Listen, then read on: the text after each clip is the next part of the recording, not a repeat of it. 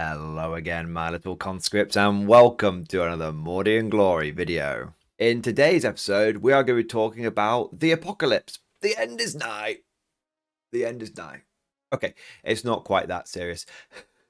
We're going to be talking about the Fate of Thanatos Apocalypse event that I am running this weekend. Now, we've done a few video updates on this event, and this is going to be the last one, and it's going to cover the teams, and it's also going to cover some final changes that we've made to the rules pack based on player feedback, and also give you an idea of what you can expect on the day. So with all of that said, let's not mess around any further. Let's fix bayonets and charge right into this thing. Attention, guardsmen! The Commissariat has detected you have not yet liked this video. Do so immediately, or else you will face the Emperor's wrath. And anyone who has not yet subscribed to the channel will be transferred to the penal battalions. That is all. Move out! The first thing to mention is we do actually have a few tickets available for purchase. The event did sell out, but I actually held a few tickets back, and the reason for this is there were a few people that needed to make sure they were getting a ticket because they're kind of vital for running the event. We've got team captains, we've got people that help with the admin, all that kind of stuff. Now they've all got their tickets now, they've all been sorted out, and that means that we do have a handful of tickets left over. So if you're not doing anything this weekend and you want to come down for a big apocalypse game, then please feel free to pick one of those tickets up, and there's a link to them down in the description. Speaking of down in the description, you're also going to find a link to this document which I have on screen right here. This is the final Teams Thanatos 2025 document, and it consists of 3 sheets. We've got the team sheet, which you can see right here. We've also got the player info sheet, and we've got the full player list. Now this first sheet here shows the players and which teams they should be assigned to. So you can see we've got a whole bunch of people on the heretic team, and we've got a whole bunch of people on the loyalist team. Now what you will maybe notice whilst you're scrabbling around trying to find which team you've been assigned to, most people should know which team they're on because a lot of this has been done in the background via the discords. We have a heretic team discord, and we have a loyalist team discord, and we've got the general MG discord as well. So a lot of people are probably going to be aware which team they are on. But you may notice that we've got about 100 people coming to the event, and you will notice that there is less than 100 people on this list. That is because, of course, there will be people who are coming to the event, but who aren't that bothered about being on the discords and anything like that. So don't panic if you don't see your name on this list. This is just the names of people that we've been talking to in the lead up to the event and trying to get them on the right teams and balancing all that kind of stuff out. This is the point of the third tab, which is the full player list, and this is the list of people that Element Games have said have bought tickets and are coming to the event. Now I have gone through here and done a few swap outs because there have been some people that have bought tickets but then sold them on with sort of within the Discord who can't come anymore, so that should have been taken into account. So for example, Alon Harfin, he had originally bought a ticket but he can't make it now. He has sold that on to John, so you can see I've swapped out Alon's name for John's on this list. So if you have bought a ticket but you're not on this list, especially if you've bought one, you know, maybe via the Discord or something, then that is something you will need to reach out and put a comment down below, and we'll try and sort that out. But otherwise, you should be okay. This full playlist, of course, will be updated with people that maybe buy tickets. You know, there's last minute tickets between now and the weekend. Anyone who does buy one of those tickets, you will be essentially randomly assigned to one of the teams. So it's the heretic or the loyalist, depending on where we think we need you to go to balance out the points as best as possible. Although, in all seriousness, balancing points at an event like this is madness. It is inevitable that we will have a team who will have more points. That's just part of the narrative. Not every battle is 100% fair. And I think, actually, at the moment, the Heretics do have a bit of an advantage in points. But that's okay, because in the sort of narrative world building that we've done over the last couple of events, the heretics definitely should have a bit more manpower available to them. So it all sort of plays into the narrative. Now, I fully appreciate that not everyone who is going to be buying one of those tickets has any interest in joining any of those Discord communities that we've talked about. Totally understand that. But if you have bought a ticket, it would be very, very, very, very helpful if you could fill this sheet out. This is on the second tab of the Final Teams Thanatos 2025. So first tab is the current teams. Second tab is the one we're about to talk about. Third tab is that full player list. Now, this second tab is where you can let us know that you are definitely coming to the event, or if you've sold your ticket on, and most importantly, you can let us know what points that you are bringing. This is very important as it helps us try and, like we said, even though it's a bit of an impossible task, it does help us work out who can go on which tables, because we do have players getting assigned to tables in the background and whatnot, because there are lots of different biomes and stuff. So if you could, this would be a massive help. If you don't fill the sheet out, it's not the end of the world. You will just be assigned to a table on the day. But if you do fill the sheet out, then it is a big, big help for us. Now, that just about covers all of the teams and the player stuff that I wanted to cover in the lead up to the event. Hopefully, that's all giving you guys a bit of extra clarification and stuff. I do want to highlight a couple of small changes that I have made to the rules pack as well. So pretty much all of the changes that have been made are based on feedback to the deployment and reserves. So I'll take you through how it works now. You can now bring in reserves from turn 2 onwards, like in a normal game of Warhammer 40k. Originally, I had changed this so that you couldn't bring them in until turn 4. But people pointed out that considering that each player's turn takes an hour, and therefore each battle round takes 2 hours, that it could mean that people wouldn't be bringing their reserves in until well into the first day. That could lead to definitely difficulties on the assault, and it could also lead to people not getting to use the models that they brought, which is a very, very good point. So we've changed it now so that you can bring your models in. Reserves basically work how they did in a normal game of 40k. If you have units like drop pods that can come in early, like on round 1, you can use those as well. So the way that reserves work in terms of timings and turns, that's like a normal game of 40k. One thing to mention, of course, though, is we still do have some limitations around reserves. So you deploy up to a maximum of 3,500 points on the board at the beginning of the game. Your reserves, any that you have, come in 1,500 point increments.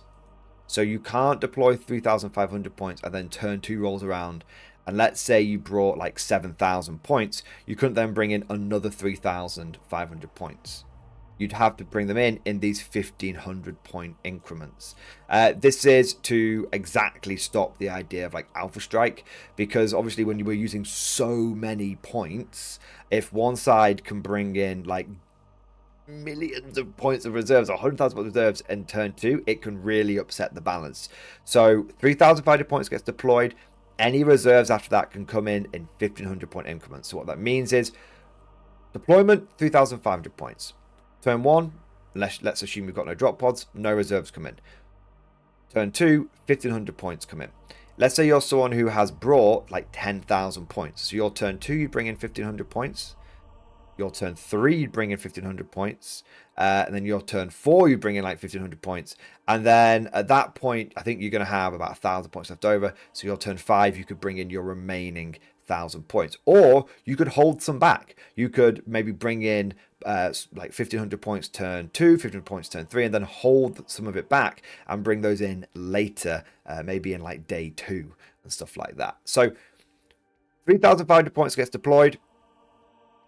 Reinforcements, reserves come in from turn 2 almost like normal, but you can only bring in 1,500 point chunks. So if you're someone that is bringing the recommended 5,000 points, that would mean you would deploy 1,000. You deploy 3,500 points, and then on turn 2 you could bring in your remaining 1,500 points if you wanted to.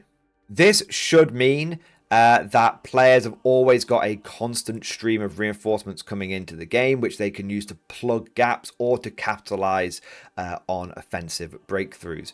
The reason why we're limiting the amount of points that can be deployed is because we don't want the board to get too cluttered. One thing that was very well done in the first event that we ran is that we had huge boards, and the boards weren't just chock-a-block. There was actually room to maneuver, and there were gaps that people could try and exploit with like reserves, or they could use artillery to blow open holes and then fill them. In the second event, we didn't have any restrictions around what people could deploy and reserves and stuff like that. And so the boards, people just brought like 10,000 points, or just deployed like 10,000 points in like one go. And that was a bit of a problem because especially when we had like Hive Primus, for example, people just couldn't advance because the board was, they were just move blocked. Constantly move blocked. So that's why we brought this in, so that space feels like space, the boards feel big, and also to create opportunities for attackers, because attacking is very hard in a situation like this, and also to put the defenders under a little bit of stress. Now, this isn't a change, but it is a reminder, especially to those who have been to the event before, that we will not be using the event-wide respawn mechanic. If you get wiped out, you have been wiped out. This is why we are encouraging people to bring reserves, and you are encouraged to manage your resources.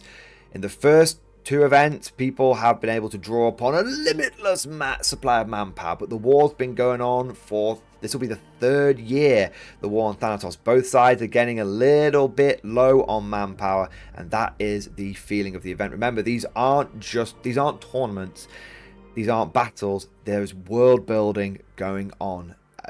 What players have done in previous events affects the events going forward, and so that's why we have introduced this time, because we want it to feel like you are getting into that late war stage where both sides are scraping the barrel for their manpower. If any of you play Hearts of Iron 4, you'll know what I mean. You start getting down to that scraping the barrel bit, it gets a lot trickier to be able to maintain your front line, and that is the feeling we're going for. This is late war. Two last bits to mention. I have changed it so that the 3,500 point deployment limit does not apply to all Titans. Originally, Warhound Titans were included in that 3,500 points, but it turns out that most of the Titans are going to be deployed in the Manufactorum in what is essentially going to be a giant game of Adeptus Titanicus. So, considering that, yeah, Titans don't apply to deployment limits because Titans are cool. Titans are cool, and you should be rewarded for bringing a Titan. So any Titans from Warhound and above, Warhound sort of size and above, they can be deployed and they don't count towards your 3,500 point limit. And hopefully that will make for a very, very cool Titan board at the Manufactorum. Finally, I have had some feedback re-aircraft as well. Aircraft are really rubbish in 40k at the moment. They don't feel like they really work the way they should do. So I have made the decision to change the way aircraft work in the game. It's not a big change. You can just move the turn you arrive. So normally aircraft start in reserve, and then turn 2 they can deploy on the board, but they can't move or anything. At Thanatos, your aircraft will be able to move the turn that they come on. However, obviously aircraft have an infinite move range, right? No.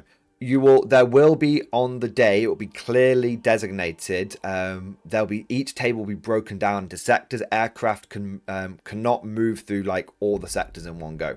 So for example, if you've got a board, let's say you're attacking in the Hive Secundus, you will be able to, on the first, when your aircraft arrive, you'll be able to move into the first sector, and then when you want to move into the hive itself, that'll be the second sector. You won't be able to do that till the following turn. So your aircraft can come flying in and doing like airstrikes, but they can't just go from one end of the board to the other in one go. This is to make it feel like aircraft are actually doing airstrikes. We want to get that broken arrow feeling, but it's also to make sure that you don't have someone just like yeet forward a load of aircraft and disembark in like the heart of the enemy base without the enemy having a chance to respond to that. So you can go for a full airdrop if you want, but bear in mind that the enemy will have a chance to shoot you out of the sky. So that just about covers all of the player stuff and the rules pack. Now let's talk about what you can expect from the event. Now the event officially runs from the Saturday and Sunday, but I will actually be there on the Friday. That's because I'll be doing some setup the night before.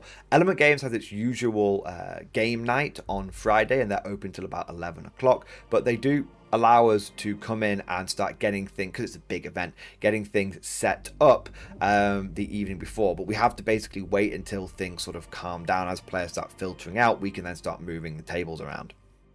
So if you want to come down and hang out the Friday even before, let's say maybe someone who's like staying in a hotel nearby, you're like, I'm at a loose end, what do I do? Come down to Element, I will be there, and I will be waiting for tables to basically quieten down, and then I'll be moving them around. Come and give me a hand. Last time we had about 40 people turn up, and we pretty much got the whole event set up in like an hour, because it's a lot of manpower. It was really, really helpful. So a big shout out to everyone who helped last year. And once we got everything set up, we literally hung around and we drank some beers and we had a kebab. And I think a few people like played a game whilst they were waiting. So all of that is going to be happening again this time. So please feel free to come down on the Friday.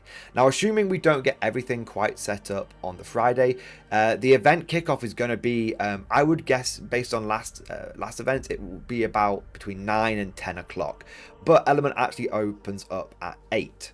So again, if you want to come down early, the reason it's opening up at 8 is to help, is, you know, it gives a bit of time to set everything up, you know, move the tables around, put the terrain out and all that kind of good stuff. And I'll be very, very appreciative to everyone who does come along and help set things up, because the big thing is the quicker we can get set up, we get everything set up on the Friday, that's amazing. The quicker we get things set up, the quicker we can just get into the games. Now, Element is going to be open 8 till 7 on both days. And so with an hour taken into account for lunch and kickoff and all that kind of stuff, we should be looking at between 9 to 10 full battle rounds over the course of the weekend, minimum for each table. Remember, you have a maximum of an hour for your team's turn. So a maximum of 2 hours for each battle round.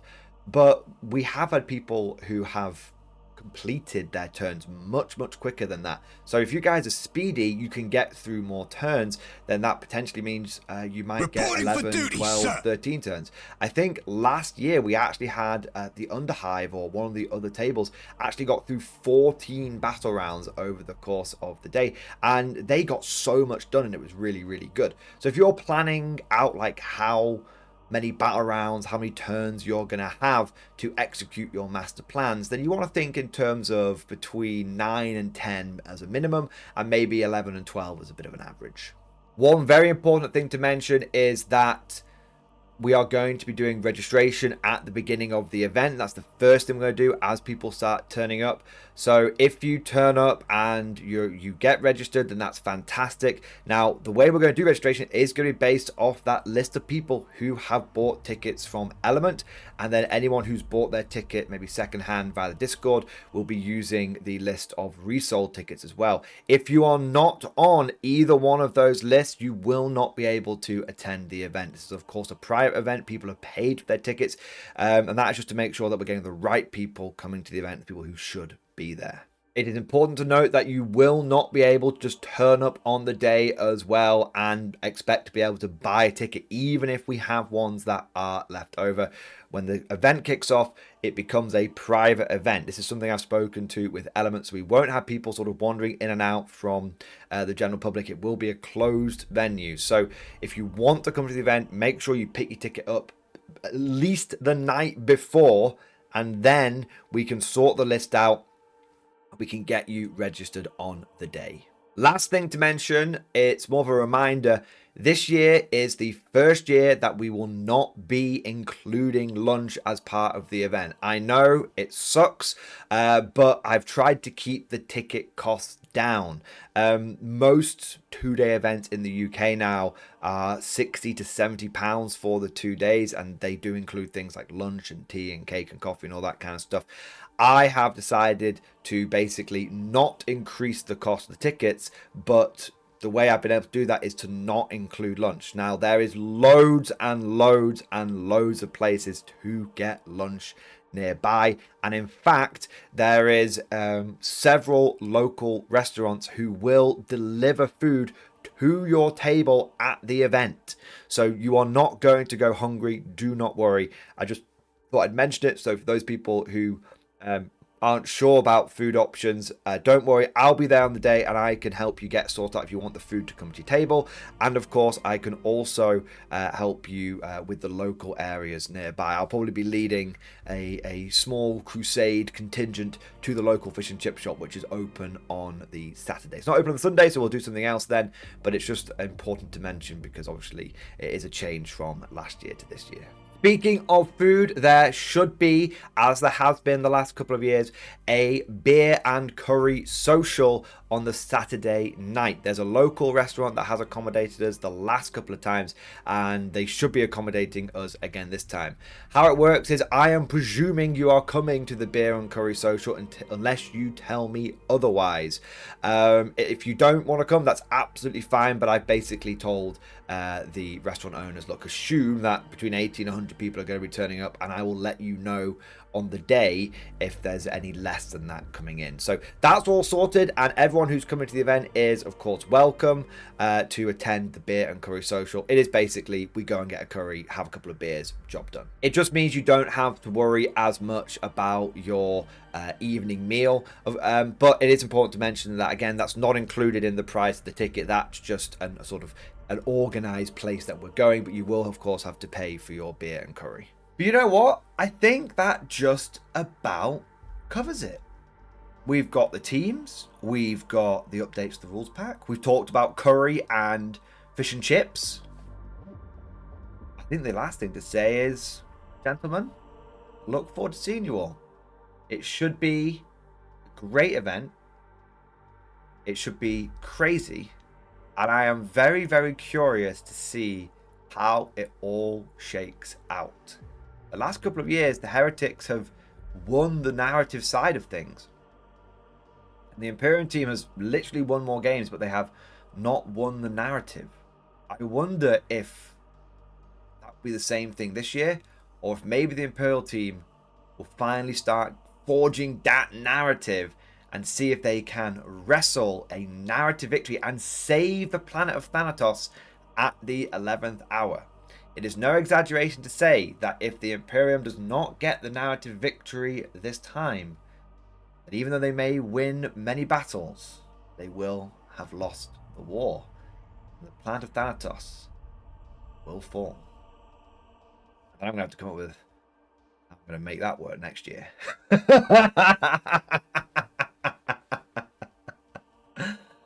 But let me know what you guys think down in the comment section below. Don't forget to like and subscribe. And of course, as always, I'll see you guys next time. Would you like to know more?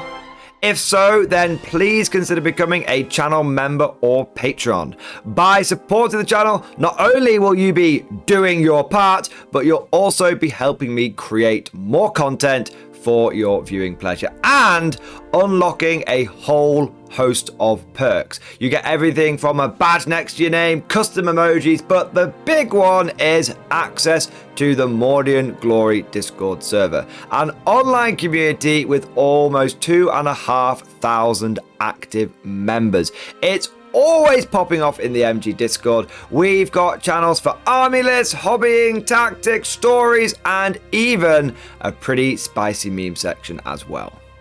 For all you greenhorns that wanted to see the Mordian glory hole, today is your lucky day.